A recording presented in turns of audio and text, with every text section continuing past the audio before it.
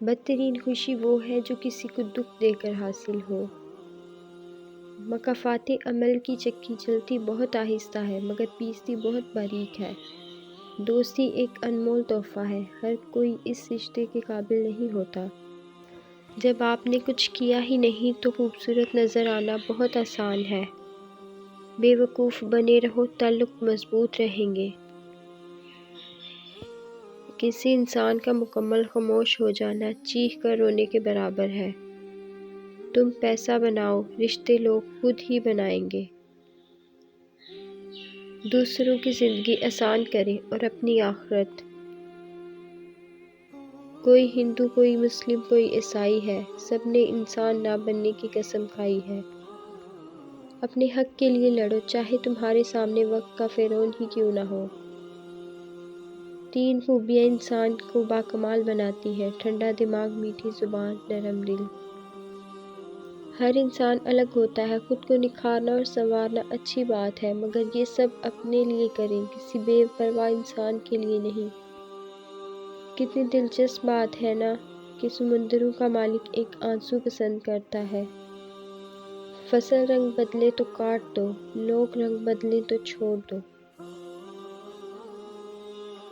بس یہ ہے زندگی۔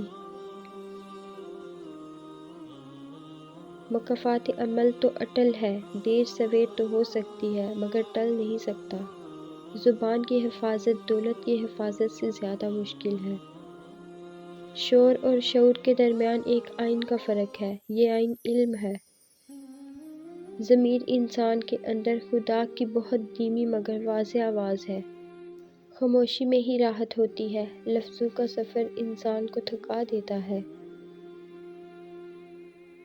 وہ اللہ ہی تو ہے جو دل کی خاموشی کو بھی جان لیتا ہے۔